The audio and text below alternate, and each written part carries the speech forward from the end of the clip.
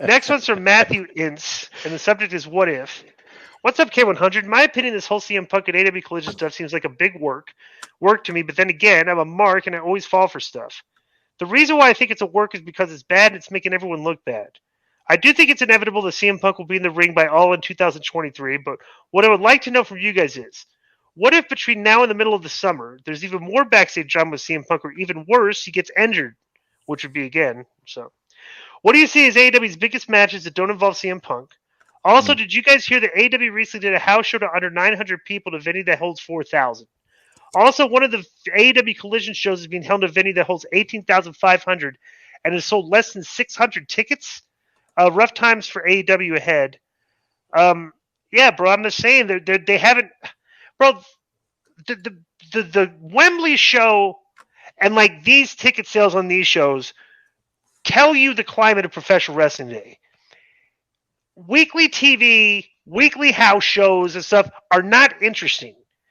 What drives people to shows is big events and big shows, like a big deal, like a Wembley show. They're Wembley, like everybody's gonna forego all their other things and like go see that show, which is why it's drawing well. Like a weekly show, bro. These house shows, you look at the cards on these house shows, they're terrible.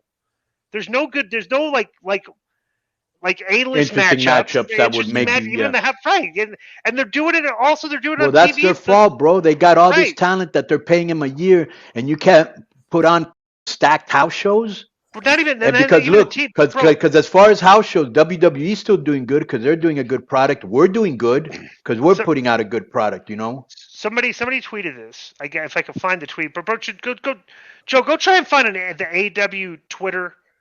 And how they're listing how they show the matches for this week, or maybe Tony Khan's Twitter. Bro, they're actually advertising a match. I haven't seen any of the matches, by the way. Okay. So is it true, Joe, that the matches are not interesting or not stacked? That the house is not at all. They get sometimes a lot of times WCW would stack house shows that the talent didn't show. Sometimes that's another, but they were stacked. When we went to Baltimore to a house show, what did that look like, Glenn? Remember? Flair versus Brett, Luther and Sting versus the Outsiders. Right. You know, right. I mean, like, you know, they took care of the big cities, bro. Is this what you want to see? The Dynamite card? Well, okay. No, house show. Yeah. No. House show, he said, right? But I'm still talking about even the house shows, even Dynamite. Perfect example. Like on Dynamite, like this week, they're literally advertising this. Like they put this up and like it's a deal. Where is it?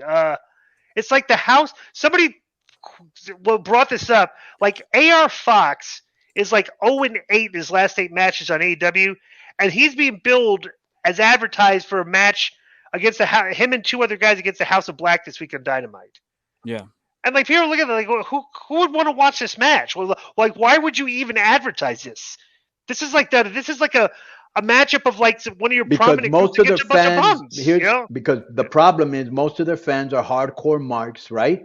Or fans, so they don't get insulted. Fans, and they know that AR Fox is good, even though he's 0-8. You know what I'm saying? So they're like just putting out his name. Good match. But if he's so good, why is he 0-8? Yeah, that's like, makes no sense. Right. You know, bro. And then I'm looking at this. Okay, so let's go. We've got a contract signing between Jericho and Adam Cole, which could be good and interesting.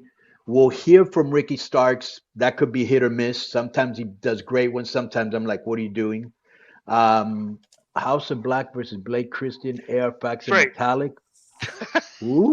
It's like, why would you, bro? Look at the guys you have on the bench that could be wrestling House of Black this week. But this is a mega list of guys. I don't know. It's like.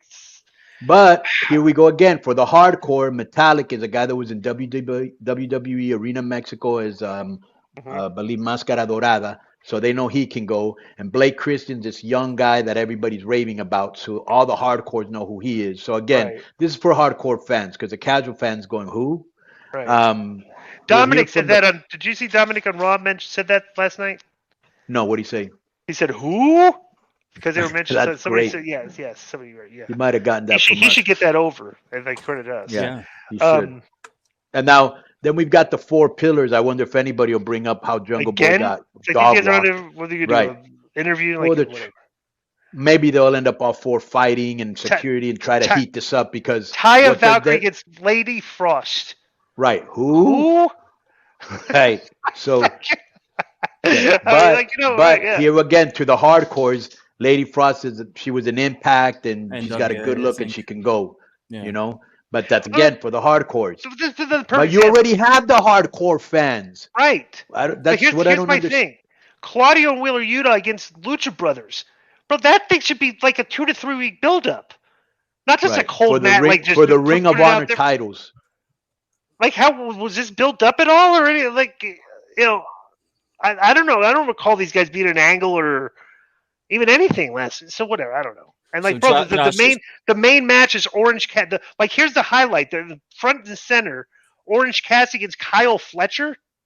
Like, you're putting Kyle Fletcher in this. He's the biggest guy in this poster, Kyle Fletcher. Mm-hmm. Like the biggest, like they're prominent. And again, and here's the thing: he's part of that Aussie tag team, Open, right? Yeah. Right. So he's part of a tag team, but all the hardcores know he's a really good wrestler. So again, he over delivers to the hardcore, which could be good because they're keeping him in business. But you've got to attract new fans, and this is not the way to do it. Where people you're going like, who the f- is this? Right.